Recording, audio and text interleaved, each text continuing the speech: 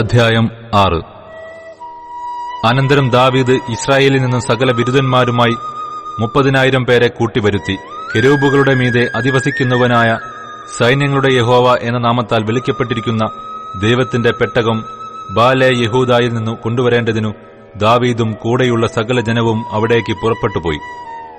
അവർ ദൈവത്തിന്റെ പെട്ടകം ഒരു പുതിയ വണ്ടിയിൽ കയറ്റി കുന്നിന്മേലുള്ള അബീനാദാബിന്റെ വീട്ടിൽ നിന്ന് കൊണ്ടുവന്നു. അബീനാദാബിന്റെ പുത്രന്മാരായ ഉസ്സയും അഹ്യോവും ആ പുതിയ വണ്ടി തെളിച്ചു. കുന്നിന്മേലുള്ള അബീനാദാബിന്റെ വീട്ടിൽ നിന്ന് അവർ അതിനെ ദൈവത്തിന്റെ പെട്ടകവുമായി കൊണ്ടുപോരുമ്പോൾ അഹ്യോ പെട്ടകത്തിനു മുമ്പായി നടന്നു.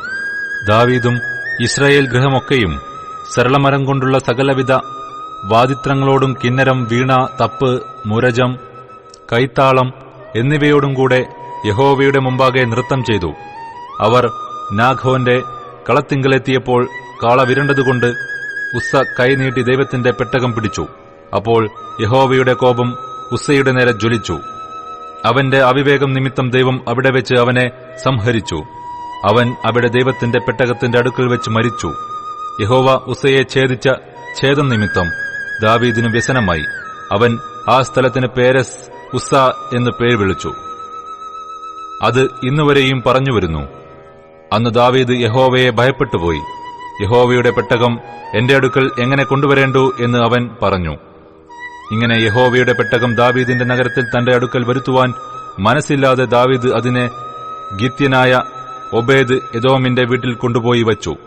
യഹോവയുടെ പെട്ടകം ഗിത്യനായ ഒബേദ് എദോമിന്റെ വീട്ടിൽ 3 മാസം ഇരുന്നു. യഹോവ ഒബേദ് എദോമിനെയും അവന്റെ കുടുംബത്തെയൊക്കെയും അനുഗ്രഹിച്ചു.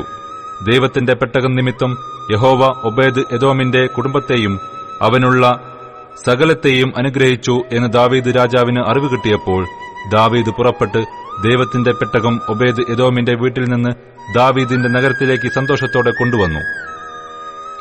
യഹോവയുടെ പെട്ടകം ചുമന്നവർ 6 ചുവട് നടന്ന ശേഷം അവൻ ഒരു കാളയെയും തടിപ്പിച്ച കിടാവിനെയും യാഗം കഴിച്ചു.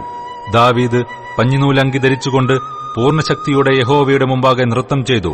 അങ്ങനെ ദാവീദും ഇസ്രായേൽ ഗൃഹമൊക്കെയും ആർപ്പോടും കാഹളനാദത്തോടും കൂടെ യഹോവയുടെ പെട്ടകം കൊണ്ടുവന്നു. എന്നാൽ യഹോവയുടെ പെട്ടകം ദാവീദിന്റെ നഗരത്തിൽ കടക്കുമ്പോൾ ശൌലിന്റെ മകളായ മീഖൾ കിളിവാതിലിൽ കൂടി നോക്കി. ദാവീദു രാജാവ് യഹോവയുടെ മുമ്പാകെ കുതിച്ചു നൃത്തം ചെയ്യുന്നത് കണ്ടു. തന്റെ ഹൃദയത്തിൽ അവനെ നിന്ദിച്ചു. അവർ യഹോവയുടെ പെട്ടകം കൊണ്ടുവന്നു. ദാവീദ് അതിനായിട്ട് അടിച്ചിരുന്ന കൂടാരത്തിന്റെ നടുവിൽ അതിന്റെ സ്ഥാനത്തുവച്ചു. പിന്നെ ദാവീദ് യഹോവയുടെ സന്നിധിയിൽ ഹോമയാഗങ്ങളും സമാധാനയാഗങ്ങളും അർപ്പിച്ചു. ദാവീദ് ഹോമയാഗങ്ങളും സമാധാനയാഗങ്ങളും അർപ്പിച്ചു തീർന്ന ശേഷം അവൻ ജനത്തെ സൈന്യങ്ങളുടെ യഹോവയുടെ നാമത്തിൽ അനുഗ്രഹിച്ചു. പിന്നെ അവൻ ഇസ്രായേലിന്റെ സർവ്വസംഘവുമായ സകല ജനത്തിലും പുരുഷന്മാർക്കും സ്ത്രീകൾക്കും ആളൊന്നിന് ഒരു അപ്പവും ഒരു കഷണം മാംസവും ഒരു മുന്തിരിയടയും വീതം പങ്കിട്ടുകൊടുത്തു. ജനമൊക്കെയും താന്താന്റെ വീട്ടിലേക്ക് പോയി. അനന്തരം ദാവീദ് തന്റെ കുടുംബത്തെ അനുഗ്രഹിക്കേണ്ടതിനു മടങ്ങിവന്നപ്പോൾ ശൌലിന്റെ മകളായ മീഖൾ ദാവീദിന് എതിരേറ്റു ചെന്നു.